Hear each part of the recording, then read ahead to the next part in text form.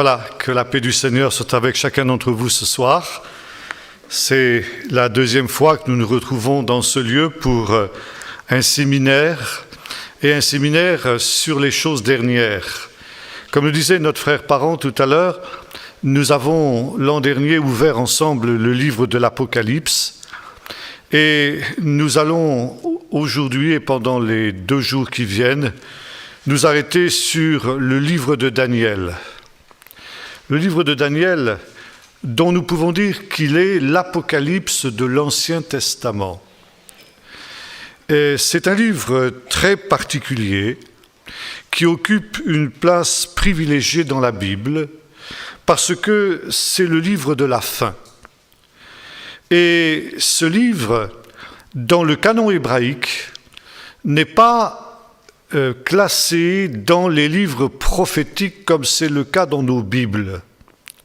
Mais il fait partie de la 3e partie du canon, ce que l'on appelle les écrits, c'est-à-dire des livres comme les psaumes, les proverbes, l'Ecclésiaste, les petits rouleaux, etc. Pourquoi ce livre n'est-il pas véritablement considéré comme un livre prophétique ? Bien qu'il est vrai, Daniel soit aussi considéré et appelé prophète. Mais, beaucoup plus qu'un prophète, Daniel est un sage.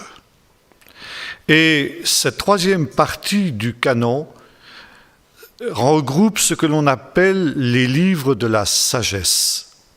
Le plus célèbre d'entre eux étant bien évidemment le livre des Proverbes. Or, la sagesse hébraïque n'est pas du tout comme la sagesse grecque, une réflexion philosophique sur les différents phénomènes de la vie, de l'univers, et qui sont une recherche de l'intelligence humaine d'essayer de comprendre justement la marche du monde.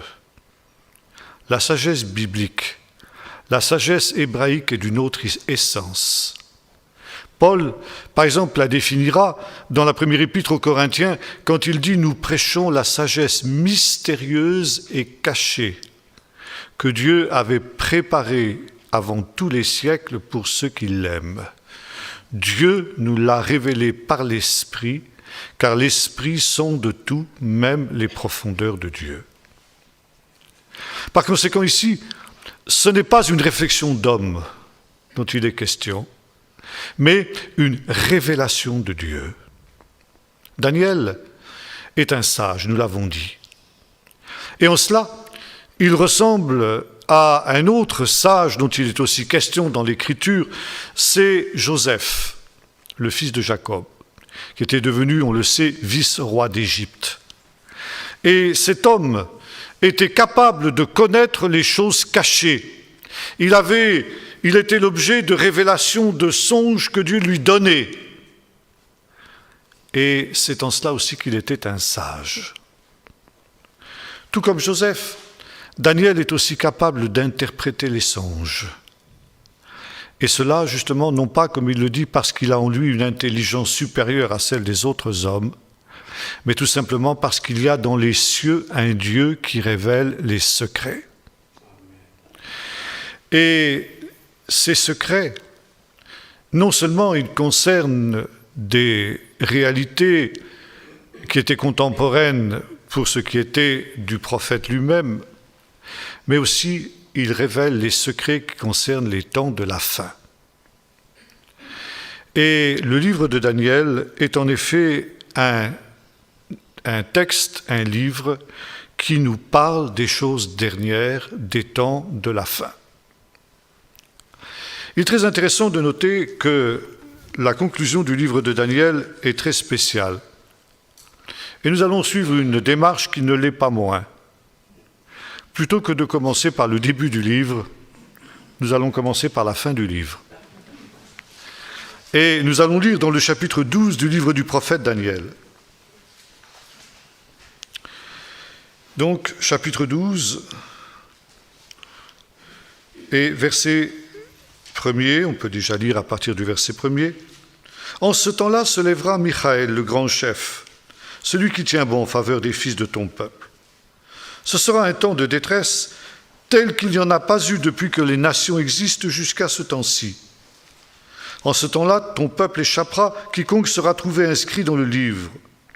Beaucoup de ceux qui dorment dans la poussière de la terre se réveilleront, les uns pour la vie éternelle, les autres pour la honte, pour l'opprobre éternel.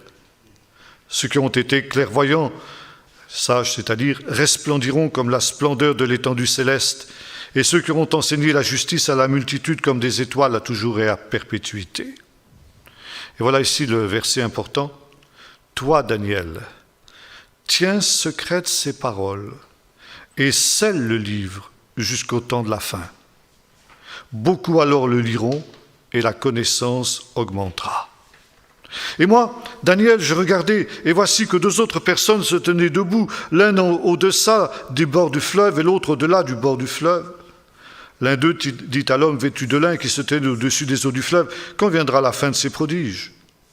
J'entendis un homme vêtu de lin qui se tenait au-dessus des eaux du fleuve. Il leva vers les cieux sa main droite et sa main gauche, et il jura par celui qui vit éternellement que ce sera dans un temps, des temps et la moitié d'un temps, et que tous ces événements s'achèveront quand la force du peuple saint sera entièrement épuisée.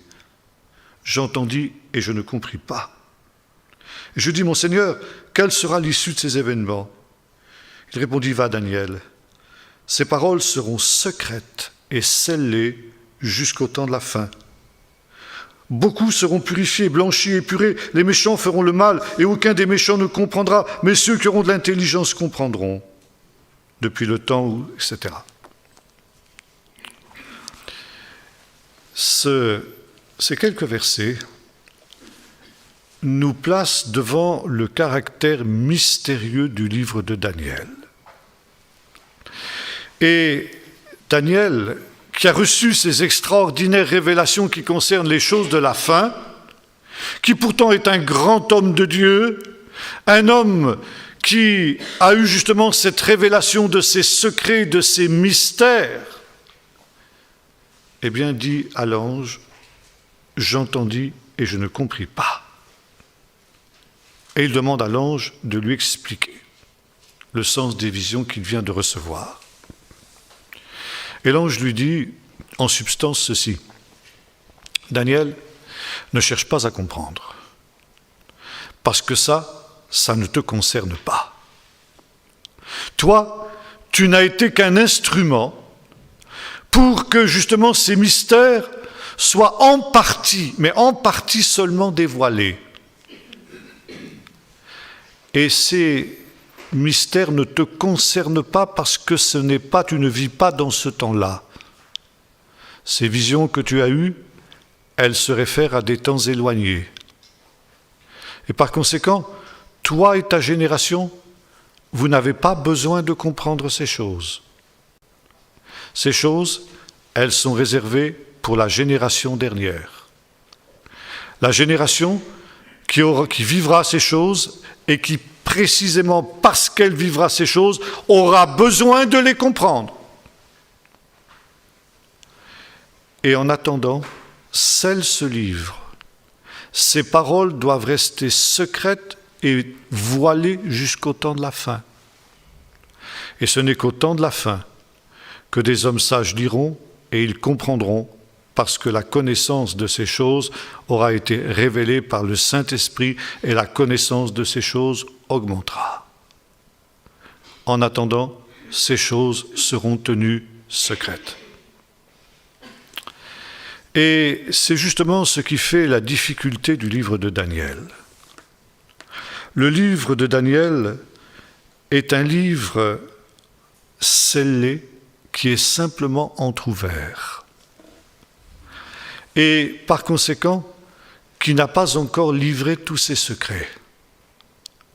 Ça, les sages d'Israël l'ont toujours dit. Il y a dans le livre de Daniel des secrets qui ne seront révélés qu'à la génération dernière, qui ne seront révélés qu'au temps de la fin.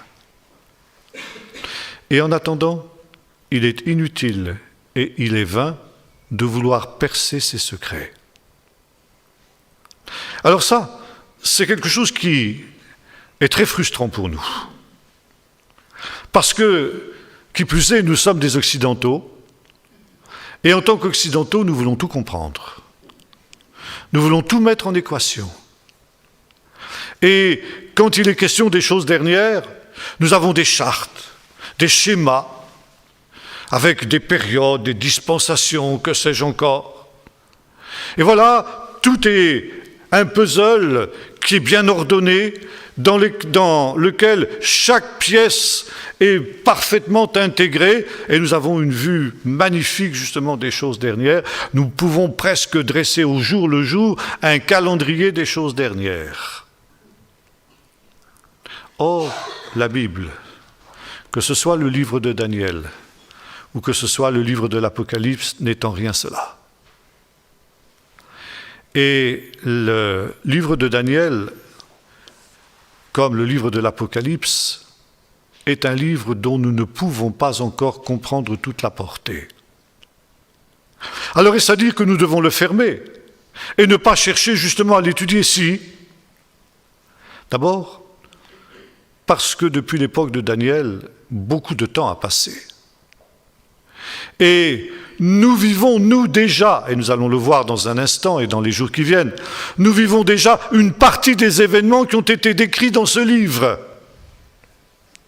Et par conséquent, nous sommes concernés par ces choses. Il nous est dit, et nous l'avons lu dans ce texte, la connaissance augmentera. La connaissance, c'est quelque chose qui se fait progressivement. Bien, de nombre de ceux qui étudient la prophétie ont constaté que c'est précisément lorsque l'on est proche de l'événement, ou qu'on est dans l'événement, ou même que l'on est après l'événement, qu'on peut véritablement le comprendre. Autrement, on en est réduit à des spéculations humaines. Mais nous sommes aujourd'hui dans le temps. Et c'est pourquoi, justement, nous sommes concernés par le livre de Daniel, alors que Daniel et sa génération ne l'étaient pas. Et deuxièmement, nous sommes concernés par le livre de Daniel parce que, pour les hommes de tous les temps et de tous les lieux, ce livre donne un certain nombre de lumières sur les choses dernières. Et à partir de ces deux points de vue, nous devons et nous pouvons nous intéresser au livre de Daniel. Voilà, quelques mots que je voulais dire en introduction pour que précisément nous connaissions les limites de notre réflexion. Il n'est pas question ici de tout expliquer, il n'est pas question de tout comprendre. Il y a un certain nombre de points dont nous verrons qu'ils sont clairs, il y en a d'autres dont nous pouvons dire ce sera peut-être comme ça, même il y a de grandes chances que l'on se soit comme ça, et puis il y aura d'autres points où nous dirons il faut encore attendre. Il faut que l'Esprit Saint révèle encore ces points qui pour l'heure restent encore dans l'obscurité. Daniel, je résume très rapidement ce qu'il était un jeune juif qui avait été emmené en captif en Babylonie lors de la première déportation à Babylone. Dans l'histoire du peuple d'Israël, il y a eu 2 déportations. Une qui a eu lieu en 596 avant Jésus-Christ et une qui a eu lieu 10 ans plus tard en 586 avant Jésus-Christ. Daniel a fait partie du premier convoi des exilés qui a pris la route et le chemin de Babylone. Daniel était un homme intelligent sur le plan humain, un homme qui appartenait à l'aristocratie judéenne, et à ce titre-là, il avait été emmené avec l'élite des jeunes gens d'Israël dans le palais du roi Nebuchadnezzar, roi de Babylone, pour, nous est-il dit, y être élevé dans les sciences et dans les lettres des Chaldéens. Et après un certain nombre d'avatars qui nous sont rapportés dans les premiers chapitres, sur lesquels je ne m'arrêterai pas parce que nous n'avons après tout que 4 séances et le temps va passer très vite, je voudrais surtout m'arrêter sur les visions de Daniel, beaucoup plus que sur l'histoire de Daniel. Daniel s'était trouvé dans une situation où le roi Nebuchadnezzar avait eu un rêve. Un rêve dont il était bien conscient, un rêve qui l'avait impressionné, qui l'avait marqué. Bon, que l'on ait un rêve, rien de plus banal. Chacun d'entre nous, nous rêvons toutes les nuits, même si nous ne nous souvenons pas toujours que nous avons rêvé. Mais il y a parfois des rêves qui nous marquent d'une manière particulière. Et cela déjà, les anciens l'avaient noté, et ils étaient arrivés à la conclusion qu'il y avait des rêves prémonitoires, qu'il y avait des rêves prophétiques. C'était ce qui s'était passé, par exemple, pour le Pharaon, avec Joseph, dont nous parlions tout à l'heure, qui avait eu la vision de ces 7 vaches grasses et de ces 7 vaches maigres, puis des 7 épis gras et des 7 épis maigres. Et le roi Nebuchadnezzar avait fait un rêve de la même nature. Il savait qu'il avait fait un rêve particulier, un rêve qui était un rêve prophétique. Mais le problème, c'est qu'il ne se souvenait plus de son rêve. Il avait oublié ce qu'il avait rêvé. Ça nous arrive aussi quelquefois, n'est-ce pas? Nous savons que nous avons rêvé, mais nous sommes incapables de dire, bien que nous nous souvenons plus ou moins vaguement. Alors le roi Nebuchadnezzar rassemble tous ses sages, ses devins, ses prophètes, et il dit, voilà, j'ai fait un rêve, et j'aimerais que vous m'en donniez l'explication. Et les devins disent, oui, pas de problème, dis-nous le rêve, et on va t'en donner l'explication. On dit, oui, mais le problème, c'est que j'ai oublié le rêve. Si vous êtes vraiment des devins, comme vous dites que vous l'êtes, eh bien, dites-moi ce que j'ai rêvé, puis ensuite, donnez-moi l'explication. Les sages disent, mais c'est pas possible, ça, une chose comme ça, c'est... Non, on ne peut pas. Mais vous êtes des devins ou vous ne l'êtes pas? Alors évidemment, les devins auraient pu inventer quelque chose. Mais vous savez que quand on a fait un rêve comme ça, comme je disais tout à l'heure, on est incapable de dire exactement ce qu'on a rêvé, mais on ne va pas nous raconter n'importe quoi. Et le roi avait été suffisamment marqué par son rêve pour savoir si l'explication, si la description de son rêve correspondait avec ce qu'il avait véritablement rêvé ou non. Et les sages savaient qu'il était inutile d'essayer de lui raconter des histoires. Et finalement, les sages disent non, impossible. Et le roi dit, c'est ça, vous êtes une bande de menteurs, vous dites que vous êtes des devins et vous êtes incapables de deviner ce que j'ai rêvé. Je n'ai pas besoin de vous, je vais vous faire mettre à mort. Et le roi déclare la mise à mort de tous les devins, de tous les sages qui sont à Babylone, et parmi eux Daniel et ses 3 amis qui se trouvaient aussi à la cour du roi. Et Daniel, qui ignorait tout de cette affaire, dit, mais qu'est-ce qui se passe? Pourquoi le roi agit-il ainsi? Et le chef des gardes, chargé d'exécuter la sentence du roi, lui explique. Et Daniel dit, bon, demande au roi un délai de grâce de 3 jours. Parce qu'il y a dans les cieux un roi, un Dieu qui révèle les secrets. Et ce délai de 3 jours est accordé, 3 jours que Daniel met à profit pour prier, lui et ses 3 amis, pour recevoir la révélation de Dieu. Et dans le chapitre 2 du livre du prophète Daniel, verset 19, nous lisons ceci.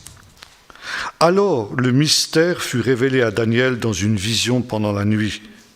Et Daniel bénit le Dieu des cieux. Daniel prit la parole et dit, béni soit le nom de Dieu d'éternité en éternité. À lui appartiennent la sagesse et la force, car c'est lui qui change les temps et les circonstances, qui renverse les rois et qui établit les rois, qui donne la sagesse aux sages et la science à ceux qui ont d'intelligence. C'est lui qui révèle ce qui est profond et caché. » Et Daniel est amené devant le roi et il va d'abord donner au roi la description de son rêve. Et il nous est dit ceci, on va lire ce texte, si vous voulez, toujours dans le chapitre 2. « Au roi, tu as une vision. » Verset 31. « Celle d'une grande statue. Cette statue était immense et d'une splendeur extraordinaire. Elle était debout devant toi et son aspect était terrible. La tête de cette statue était d'or pur. Sa poitrine et ses bras étaient d'argent, son ventre et ses cuisses étaient de bronze, ses jambes de fer, ses pieds en partie de fer et en partie d'argile. Tu regardais, lorsqu'une pierre se détacha sans le secours d'aucune main, frappa les pieds de fer et d'argile de la statue et les réduisit en poussière. Alors le fer, l'argile, le bronze, l'argent, l'or furent pulvérisés ensemble et devinrent comme la paille qui s'échappe d'une aire d'été. Le vent les emporta, nulle trace n'en fut trouvée. Mais la pierre qui avait frappé la statue devint une grande montagne et elle remplit toute la terre. Voilà le rêve. Maintenant, nous en donnerons l'explication au roi. Ô roi, tu es le roi des rois, car le Dieu des cieux t'a donné le royaume, la puissance, la force et la gloire. Il a remis entre tes mains en quelques lieux qu'ils habitent les fils des hommes, les bêtes des champs et les oiseaux du ciel, et il t'a fait dominer sur eux tous. C'est toi qui es la tête d'or. Après toi s'élèvera un autre royaume moindre que le tien, puis un troisième royaume qui sera de bronze et qui dominera sur toute la terre. Il y aura un quatrième royaume, solide comme du fer, de même que le fer pulvérise et rompt tout. Il pulvérisera, il brisera tout, comme le fer brise tout. Et de la même manière que tu as vu les pieds et les orteils, en partie d'argile du potier et en partie de fer, ce royaume sera divisé. Mais il aura en lui quelque chose de la force du fer, parce que tu as vu le fer mêlé avec l'argile. Et comme les doigts de pied étaient en partie de fer et en partie d'argile, ce royaume sera en partie solide et en partie fragile. Tu as vu le fer mêlé avec l'argile, parce qu'ils se mêleront par des alliances humaines, mais ils ne s'attacheront pas l'un à l'autre, de même que le fer ne se mélange pas avec l'argile. Dans le temps de ces rois, le Dieu des cieux suscitera un royaume qui ne sera jamais détruit. Et ce royaume ne passera pas sous la domination d'un autre peuple. Il pulvérisera, il anéantira tous ces royaumes-là, et lui-même subsistera éternellement. Ainsi, tu as vu la pierre se détacher de la montagne sans secours d'aucune main, et elle a pulvérisé le fer, le bronze, l'argile, l'or, l'argent et l'or. Le grand Dieu a fait connaître au roi ce qui doit arriver dans la suite, c'est-à-dire à la fin, plus exactement que dans la suite. Le rêve est véritable, et son explication est digne de confiance. Voilà, nous avons ici la première des visions de Daniel qui nous est rapportée dans ce livre. Et le rêve prophétique qui avait été donné au roi et qui avait été expliqué par Daniel, donne un survol de toute l'histoire humaine, depuis l'époque de Daniel jusqu'à la fin des temps. Et cette période de l'histoire humaine est dominée par 4 empires qui doivent se succéder, chronologiquement parlant, sur la surface de la Terre, et qui doivent aboutir à un véritable désastre au cours duquel un 5e royaume sera manifesté. Ce royaume, c'est le royaume de Dieu. 4 royaumes plus 1, 5 royaumes. 5 royaumes qui sont unis les uns aux autres puisqu'ils font partie d'une même entité, d'une même statut, et en même temps, des royaumes qui vont du plus glorieux au moins glorieux. On commence par une tête d'or, et puis ensuite une poitrine d'argent, et l'on arrive à des pieds de fer et d'argile. Par conséquent, ce n'est pas du tout l'idée d'un progrès, mais au contraire, c'est l'inverse du progrès, c'est une dégénérescence, une décroissance de ces empires humains. Et ceci est très intéressant pour nous qui sommes si fiers de notre civilisation moderne, technicienne et autres. En fait, aux yeux de Dieu, c'est une civilisation qui a beaucoup moins d'importance que les civilisations du passé que nous avons tendance à mépriser. Bon, ça je ferme la parenthèse. L'identification de ces 4 royaumes est donnée par l'explication de Daniel lui-même. Il dit, voilà, la tête d'or, c'est toi, roi Nebuchadnezzar. Toi qui es roi de Babylone, Babylone, la splendeur du monde ancien. Et ce royaume, donc, est clairement identifié. Ce royaume de Babylone, il est très intéressant. Il est en fait le premier des empires humains. Lorsque nous lisons le livre de la Genèse, notamment le chapitre 10, nous lisons que les nations qui ont été créées après le déluge, qui sont sorties des fils de Noé, eh bien, se sont essentiellement concentrés dans une plaine que la Bible appelle la plaine de Shinéar, c'est-à-dire l'Irak moderne, le bassin du Tigre et de l'Euphrate actuel. Et dans cette région est né le premier empire humain, qui avait pour promoteur un certain Nimrod. Nimrod, dont il nous est dit dans ce chapitre 10 du livre de la Genèse qu'il fut un grand chasseur devant l'Éternel. En fait, on peut traduire contre l'Éternel. Et il nous est dit, le début de son empire fut Babel, et les villes qui étaient autour justement de Babel. Babel, Babylone, c'est la même chose, bien sûr. Babylone, c'est en grec. Babel, c'est en hébreu. Mais c'est la même réalité. Par conséquent, Babylone, a été le premier empire humain. Tout le monde connaît, bien sûr, le récit du chapitre 11, du chapitre suivant, où il est question de la tour de Babel. Mais je reviens quelques instants sur Nimrod. Nimrod, son nom en hébreu signifie le révolté, du verbe limrod, se révolter. Nimrod, c'est le révolté qui se révolte, nous l'avons vu, vaillant chasseur, contre Dieu, en face de Dieu, en opposition à Dieu. Nimrod, c'est le premier créateur d'un vaste empire humain, d'un empire universel, qui engloberait toute la terre, comme le dit le récit suivant de la tour de Babel, un endroit où le monde n'aurait qu'une seule langue, qui ne formerait qu'un seul peuple, ce qu'on appelle de nos jours le grand village mondial. Vous voyez comment c'est déjà quelque chose de très prophétique. Et Nimrod est ce roi qui cherche à entraîner toute cette humanité unie sous son sceptre dans une révolte contre Dieu.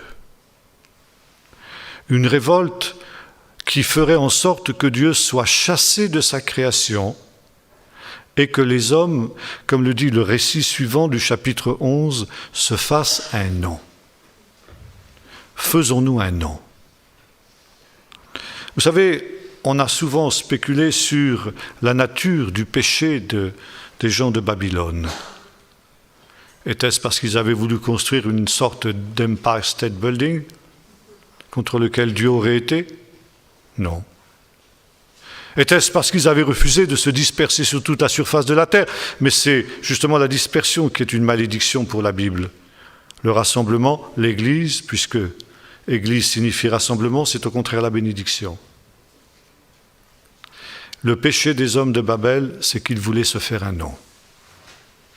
Se faire un nom, dans le langage biblique, ça veut dire être leur propre maître. Nommer quelqu'un, c'est prendre pouvoir sur lui.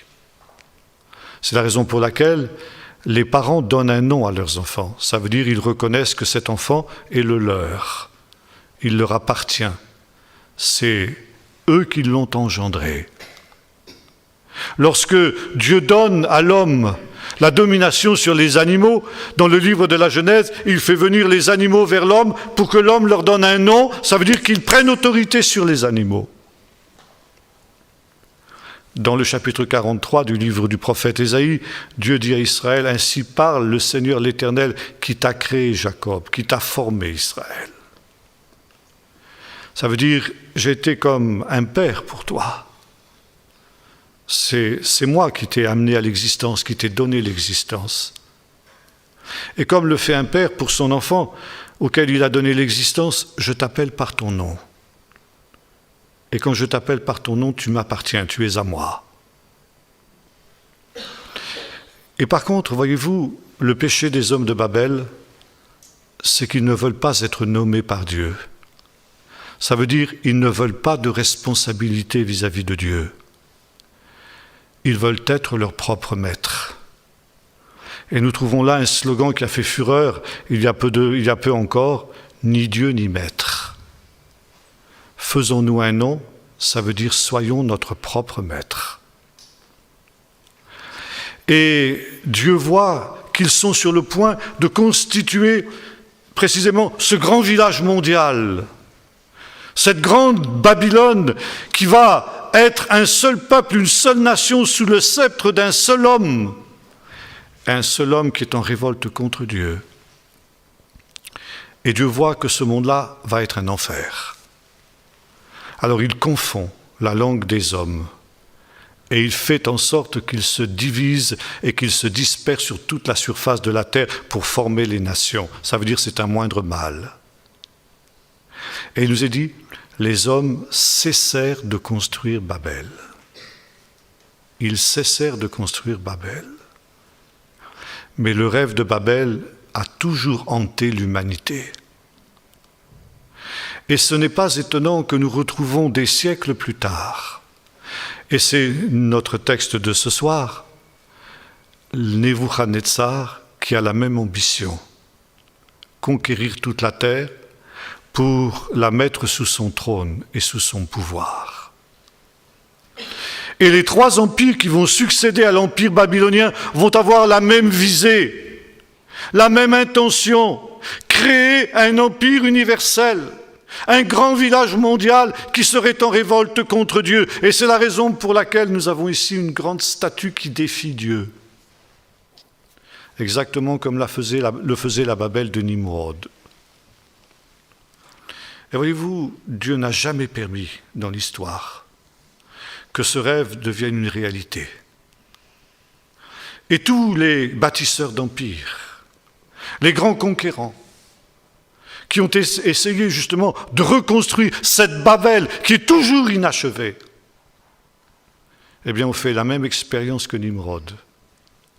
Dieu a mis un grain de sable dans leur entreprise, de telle sorte que cette entreprise ne s'est jamais réalisée. Mais, et là je vous rappelle ce que nous avons dit l'an dernier pour ceux qui étaient avec nous à notre séminaire sur l'Apocalypse, lorsque nous arrivons dans le livre de l'Apocalypse, nous voyons le rêve de Babel qui est accompli. Et Jean, avec stupéfaction, voit un mystère. Babylone, la grande, la mère des prostituées et des impudiques, qui est enfin reconstruite et qui domine sur toute la terre. Dieu permet que pour un court temps, un nouveau Nimrod puisse justement achever Babel, puisse donner, comment dirais-je, puisse concrétiser ce rêve des hommes depuis les aurores de l'humanité, pour qu'ils puissent en mesurer les conséquences et pour qu'ils puissent comprendre que ce rêve est une véritable impasse. Et nous aurons l'occasion de revoir, et ça c'est ce que la tradition juive a dit, que le Nimrod dont il est question justement dans ce livre de la Genèse n'est autre que le prototype de celui que nous appelons l'Antichrist. L'Antichrist, c'est une idée juive. C'est une idée que nous trouvons dans le judaïsme jusqu'à nos jours. Le judaïsme, il voit dans un autre texte une annonce de cet Antichrist. C'est nous qui appelons ça l'Antichrist. L'expression l'Antichrist ne revient que dans les épîtres de Jean. L'apôtre Paul, par exemple, l'appelle l'impie, le méchant. Et en cela, il suit justement la tradition juive. Et la tradition juive a lu un texte que nous connaissons bien, qui est le chapitre 11 du livre du prophète Ésaïe. Ce texte qui nous dit « Puis un rejeton naîtra du tronc d'Ishaï, et le rejeton de ses racines fructifiera, l'Esprit de l'Éternel reposera sur lui. » Et là, il est question de la venue du Messie. Le Messie qui est loin du Saint-Esprit, qui est rempli du Saint-Esprit. L'Esprit de l'Éternel reposera sur lui. Et il nous est dit, un peu plus loin, du souffle de sa bouche, il fera périr le méchant ou l'impie. Et les sages d'Israël ont dit, l'impie ou le méchant que le Messie fera périr par le souffle de sa bouche quand il apparaîtra, n'est autre que le roi du 4e royaume. Ça veut dire de l'empire du méchant, on appelle ça l'empire du méchant dans la tradition juive, Ça veut dire le nouveau Nimrod qui apparaîtra au temps de la fin pour reconstruire Babel. Ça veut dire que le quatrième empire, ce quatrième empire qui est celui justement qui est en partie faible et en partie fort, celui justement qui mettra le comble, et on aura l'occasion de voir ça demain, à cette révolte contre Dieu, ce quatrième empire aura à sa tête un nouveau Nimrod que les chrétiens appellent, après les pères de l'Église, l'Antichrist. Chef de ce quatrième royaume, chef de cette Babylone ressuscitée qui pour un temps remplira toute la terre et sera justement ce grand village mondial qui est en train d'apparaître sous nos yeux parce que nous vivons ces temps. Nous l'avons dit tout à l'heure, nous l'avons dit que pourquoi le livre de Daniel nous concerne-t-il? Parce que nous vivons ces temps. Daniel ne pouvait pas comprendre ce dont il parlait, nous pouvons commencer à comprendre. Et lorsque Paul nous parle de cet impie, et dans la deuxième épître aux Thessaloniciens au chapitre 2, il cite presque in extenso Ésaïe 11. Alors, dit-il, paraîtra l'impie ou le méchant, que le Seigneur Jésus fera périr du souffle de sa bouche. Ésaïe 11, du souffle de sa bouche, il fera périr le méchant, et qu'il anéantira, ajoute Paul, par l'éclat de sa présence. On traduit en général de son avènement. Par conséquent, ici, il s'agit bien du même personnage. Et voyez-vous ici, la vision de la statue dont nous avons parlé évoque cette pierre qui se détache de la montagne sans le secours d'aucune main et qui vient frapper les pieds de la statue. Et les sages ont fait l'assimilation avec ce texte d'Ésaïe 11 dont nous avons parlé tout à l'heure. La pierre de la statue, c'est le Messie. Le Messie est appelé une pierre, bien souvent. Et l'on cite le texte d'Ésaïe 28, « Je place en Sion une pierre précieuse, une pierre éprouvée. Tous ceux qui la soulèveront seront gravement meurtris, mais ceux qui prendront appui sur elle seront à l'abri, ils n'auront pas hâte de fuir. » On cite aussi un autre texte dans le psaume 118, « La pierre qui a été rejetée par ceux qui bâtissaient est devenue la principale de l'angle. » Et les sages ont dit, la pierre c'est le Messie.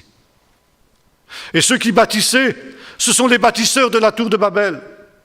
Ce sont les bâtisseurs de Babel, ce sont ces bâtisseurs d'empire. Ils veulent construire un empire universel, mais en faisant abstraction de la pierre d'angle. Ils veulent construire sans Dieu, contre Dieu, nous l'avons vu tout à l'heure, et sans le Messie. Et cette pierre qui est à Sion, qui est en rapport avec le peuple d'Israël, ça aussi nous allons le voir dans un instant. Cette pierre, les bâtisseurs de Babel, ils l'ont rejetée. Et voilà que malgré le fait que ces bâtisseurs l'ont rejetée, cette pierre va devenir la pierre principale de l'angle. Cette pierre, elle va venir justement frapper les pieds de cette grande statue que ces bâtisseurs ont construite depuis des siècles à grande peine. Et en un instant, il ne restera plus rien de cette grande statue. Mais la pierre rejetée, le Messie, va devenir le point de départ de ce cinquième empire, de cet empire qui, lui, sera un empire universel, qui sera justement l'accomplissement aussi de ce que sont les rêves et les espérances des hommes de tous les temps. Mais à la différence des empires humains, des 4 empires qui se succèdent justement dans la vision de Daniel, cette pierre, eh bien, elle sera la pierre que Dieu a choisie lui-même. Et ce 5e empire, ce sera le royaume de Dieu. Ce royaume que Jésus annonçait. Quand il disait « Repentez-vous car le royaume de Dieu s'est approché, ce royaume des cieux s'est approché. » Le royaume de Dieu, ce royaume des cieux, c'est la même chose, n'est-ce pas? Et ce royaume remplira toute la terre. Les sages d'Israël ont dit une chose très intéressante. Ils ont dit il n'y a dans le monde que deux villes, Babylone et Jérusalem. Et ces deux villes-là, elles ne peuvent pas exister ensemble. Quand l'une existe, l'autre est en ruine. Et nous voyons cela aussi dans le livre de l'Apocalypse, où la condition pour que la nouvelle Jérusalem descende du ciel sur la nouvelle terre, la condition, c'est que la prostituée Babylone soit éliminée. Et cette élimination de Babylone à laquelle le prophète assiste et qui provoque une véritable, une catastrophe sur la terre, les habitants de la terre se lamentent sur la disparition en un instant de cette grande ville.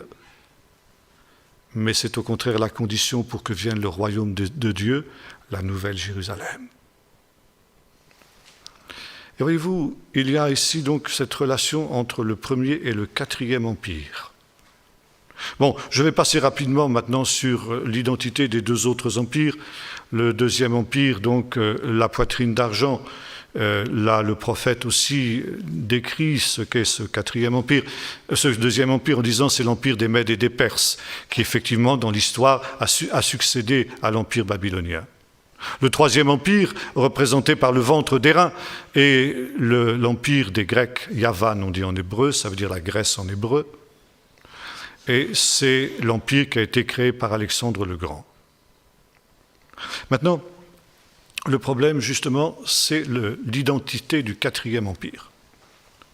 Si les trois empires sont appelés par leur nom, par le prophète, le quatrième empire n'est pas nommé. Et nous aurons l'occasion de voir demain, Dieu voulant, quand nous étudierons la vision parallèle dans le chapitre 7 de Daniel, que dans cette vision non plus, le quatrième empire n'est pas nommé. Et les sages d'Israël ont dit, pourquoi n'est-il pas nommé? Et la réponse est celle-ci, parce qu'à l'époque de Daniel, cet empire n'existait pas. Et par conséquent, il ne pouvait pas le nommer. Et ce n'est que quelques dizaines d'années avant Jésus, que l'on a identifié le quatrième empire. Quant au royaume hellénistique, qui était né des conquêtes d'Alexandre le Grand, a succédé l'Empire romain. Et nous avons un écrit qui date de la période intertestamentaire, où le Seigneur révèle à un homme l'identité du quatrième empire.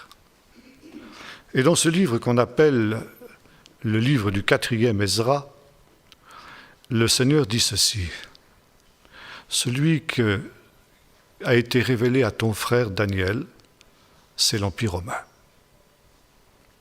Et par conséquent ici, à partir de cette période, le peuple d'Israël a considéré que le quatrième empire était l'Empire romain.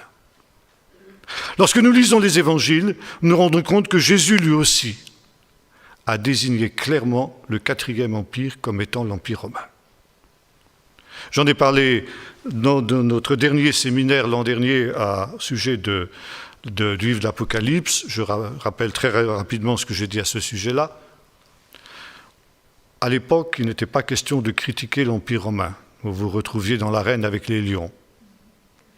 Alors on employait des périphrases. Et au sein du peuple d'Israël, notamment pour désigner l'Empire romain, on employait par exemple l'expression les Kittim, qui est tirée justement du livre de Daniel. Des navires de Kittim viendront l'effrayer. Kittim, ça veut dire, en hébreu, ça veut dire Chypre. Et par conséquent, quand les Romains lisaient des textes où il était question des Kittim, les gens de Chypre, ça ne les gênait pas. Qu'on critique les gens de Chypre, ils ne comprenaient pas que c'était d'eux qu'on parlait. Par exemple, c'est l'expression qu'emploient les manuscrits de Qumran quand ils parlent des Romains, des Kittim. On emploie une autre expression, les nations. Et Jésus dira, par exemple, « Jérusalem sera foulée aux pieds par les nations jusqu'à ce que les temps des nations soient accomplis. » Ce qui était une manière de dire « Jérusalem sera foulée aux pieds par les Romains jusqu'à ce que le temps de Rome soit accompli. » Jésus dira aussi, parlant de sa mort, Nous montons à Jérusalem, dit-il à ses disciples, et le Fils de l'homme va être livré entre les mains des nations qui le crucifieront. Ce faisant, Jésus désigne ouvertement ceux qui seront ses meurtriers. Voyez-vous, dans un certain christianisme, on a toujours tendance à accuser le peuple juif du meurtre de Jésus. Jésus nous dit clairement qui ont été ses assassins, les nations, ça veut dire les Romains. Bon, ça c'est un autre problème. Jésus désigne par conséquent le 4e empire comme étant l'Empire romain. Vous allez me dire, tout ça c'est bel et bon, mais l'Empire romain n'existe plus depuis longtemps, pour nous qui vivons maintenant en 2010. Alors justement, les sages d'Israël ont dit quelque chose de très intéressant. Ils ont dit, le 4e empire, l'Empire romain, subsistera jusqu'à la fin des temps. Il subsistera jusqu'à la fin des temps sous différentes formes. Parce que dans la vision de la statue, il y a différents stades par lesquels l'Empire passe. D'abord, il nous est parlé justement des jambes de fer. Et puis après, il est question des pieds et surtout des orteils, 10 orteils. 10 orteils, on retrouvera aussi ça dans l'Apocalypse, on le retrouve dans le chapitre 7 du livre du prophète Daniel, on en parlera demain, ça représente 10 nations. Ça veut dire, l'Empire romain, après avoir été unifié, il se divise en un certain nombre de nations, 10, ce n'est pas un chiffre à prendre au pied de la lettre, c'est un certain nombre de 10, c'est une pluralité dans la symbolique des chiffres hébraïques. Et l'on sait effectivement que l'Empire romain s'est divisé sous l'invasion des barbares à partir du 5e siècle après Jésus-Christ. Et nos nations sont issues de la division de l'Empire romain. Et l'Europe n'a jamais cessé de rêver d'un temps où à nouveau elle serait unifiée comme elle le fut au temps de l'Empire romain. Ça a été le rêve de Charlemagne, qui a essayé de reconstituer l'Empire d'Occident en l'an 800. Ça a été le rêve de Napoléon Bonaparte. Il n'est pas très populaire chez vous, je sais. Je ne suis pas un grand bonapartiste non plus, rassurez-vous. Ça a été le rêve de Hitler. Et aujourd'hui, sous une autre forme, nous voyons reparaître un empire romain unifié qui est représenté par l'Europe unie, l'Union européenne. Et il y a toutes sortes de symboles qui nous montrent que nous revenons là. Je ne sais pas si certains d'entre vous ont jamais vu le Parlement européen à Strasbourg. Il a la forme d'une tour, et d'une tour inachevée. Pourquoi ? Parce que ceux qui l'ont construit avaient dans leur esprit l'histoire de la tour de Babel. Et cette tour inachevée, cette ville inachevée dont nous avons parlé. Et devant ce Parlement européen, cette tour de Babel, ainsi reconstruite, vous avez une statue qui représente l'Europe. Europe, ça vient d'une légende grecque. Selon cette légende de la mythologie grecque, Zeus, le roi des dieux, qui était un dieu immoral comme la plupart des dieux grecs, nous sommes loin du dieu de la Bible. Les dieux grecs avaient les mêmes passions et les mêmes faiblesses que les hommes. Et Zeus, le roi des dieux, s'était épris d'une mortelle qui s'appelait Europe, une jeune fille qui s'appelait Europe. Et pour l'enlever, il s'était transformé en un taureau blanc, sur lequel Europe était montée, sur le dos duquel Europe était montée pour s'enfuir avec lui. Et ceux qui ont construit le Parlement européen ont reconstitué devant le Parlement une statue d'un taureau sur lequel chevauche une femme. Et quand vous arrivez dans le livre de l'Apocalypse, qu'est-ce que vous voyez ? La prostituée chevauchant la bête.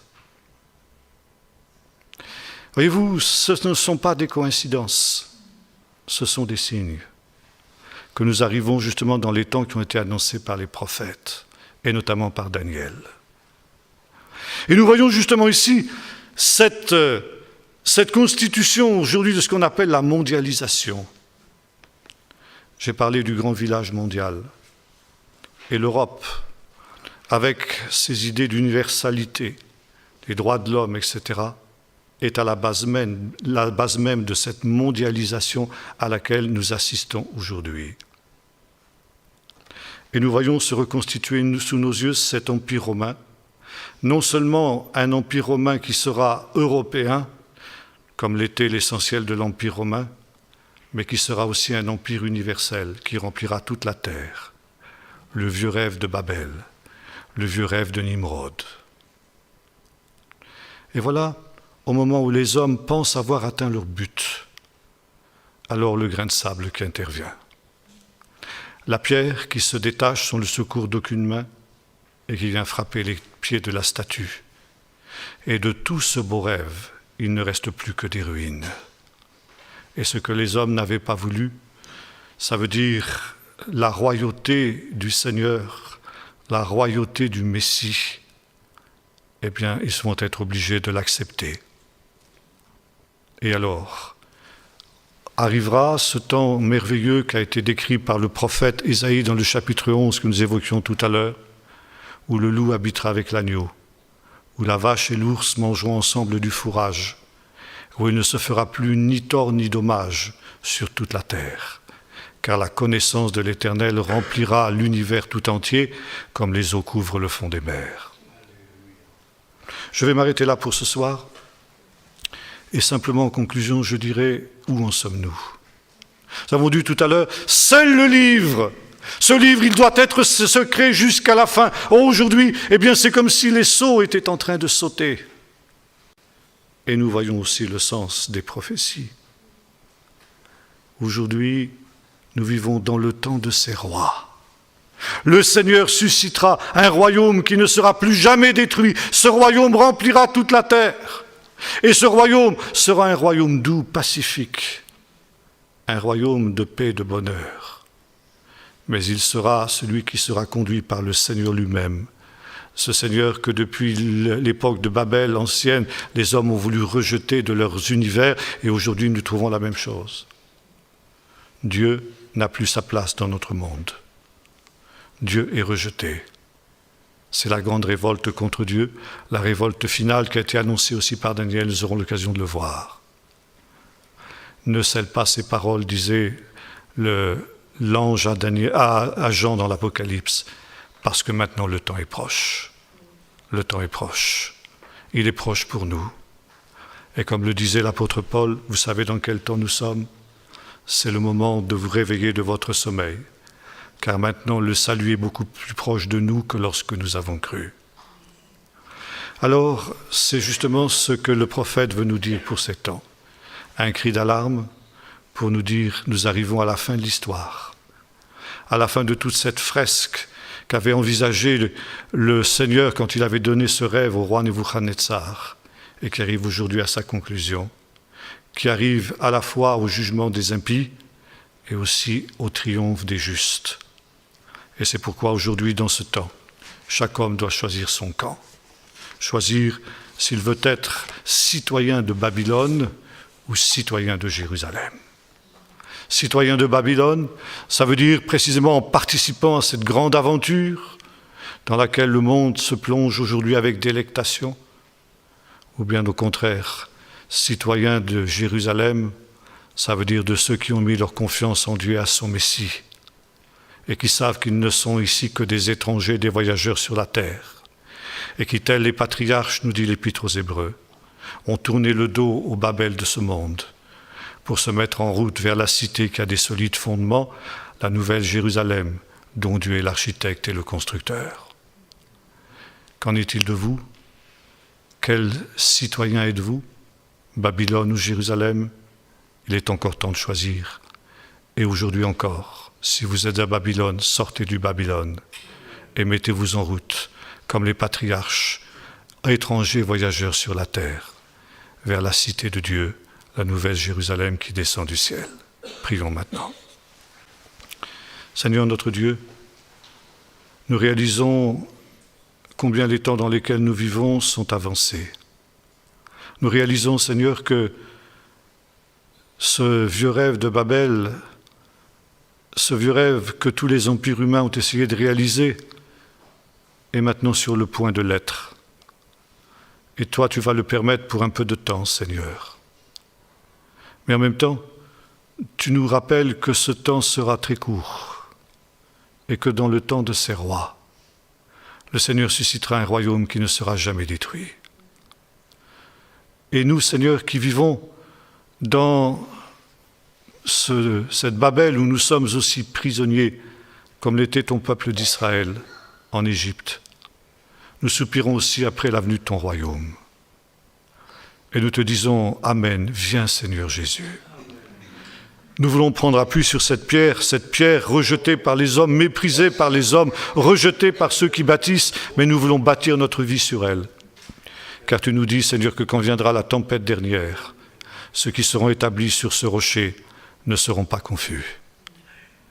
Alors, Seigneur, aide-nous à quitter les Babels de ce monde pour nous mettre en route vers cette cité céleste qui bientôt va apparaître du ciel pour éliminer tous les royaumes de la terre et constituer ce royaume qui ne sera jamais détruit et qui ne passera jamais, ce royaume où tout sera paix, joie, bonheur, où la mort ne sera plus, où toutes larmes auront été essuyées de tous les yeux, au nom de Jésus. Amen.